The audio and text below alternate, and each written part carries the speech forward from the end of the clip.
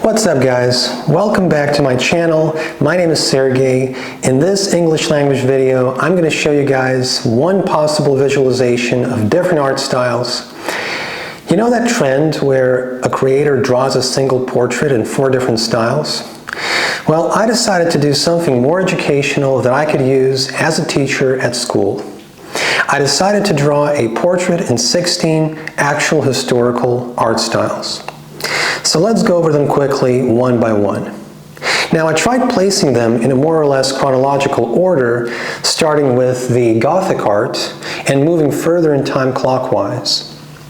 So the Gothic art in the 12th, 16th centuries is characterized by stretched out and two-dimensional human bodies, as well as a lack of nature in the background. Renaissance, from the 15th century, depicted human body and face in a three-dimensional form and with nature in the background in more detail. The Baroque style in the 17th century communicated emotion, movements, and relied on color contrasts. As a reaction to the Baroque, the Rococo in the 18th century used more light blue and light green with less stress on emotional poses.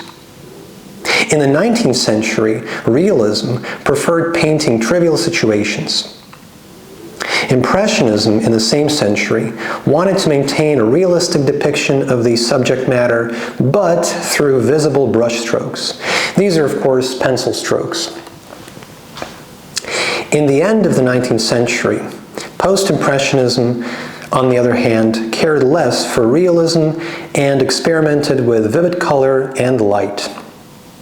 Here we see these swirling lines that one associates with Van Gogh.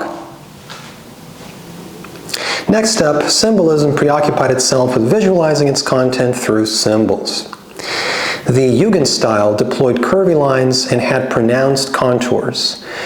Both symbolism and Jugend are associated with the end of the 19th century.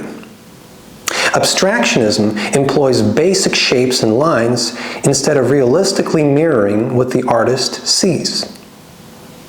Expressionism depicted people with distorted features to present these people as emotionally charged or expressive. Now, Cubism depicts, for example, a person as visually coming together from geometrical shapes. Next up, my favorite art style, Surrealism, has been particularly fascinated with the eye as well as with illusions.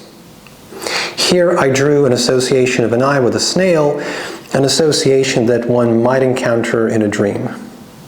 Now, Dadaism frequently used collage when trying to convey criticism of industrialization and the First World War of 1914-1918.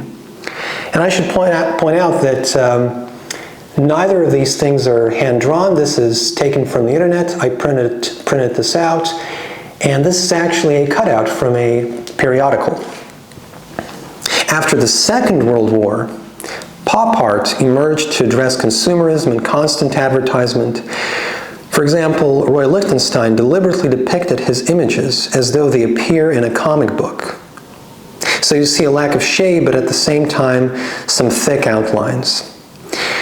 I should probably mention that Expressionism, Abstractionism, Cubism, Surrealism, those styles are associated with what's more broadly called modernism, and one associates them with the beginning of the 20th century, I think primarily. All right, and so last but not least, we got conceptualism, which prefers to communicate concepts to actually visualizing them through drawing or painting, and communicate them through, for example, writing them or printing them, literally as words. Now, these are written in Estonian. It makes sense because I live in Estonia and teach at an Estonian school. So, but these basically mean hair, wrinkle, eyebrow, shade, and eye. Now, you may be wondering, what's the deal with the portrait itself? Who is this person? This is actually one of the foremost Estonian writers. His name is Anton Hansen Tammsaare. He wrote some of the most prominent novels in Estonian literature, and this is actually my attempt to depict one of the scenes from his novel. All right, now this is of course a very relative, very, well, unsophisticated in a way depiction of art styles, and I'm sure that professional researchers of art and art students could probably take this apart and criticize it for quite a long time. But if you guys thought that this was interesting and educational, please consider liking and subscribing. Thank you very much for watching, and I'll see you guys in the next one.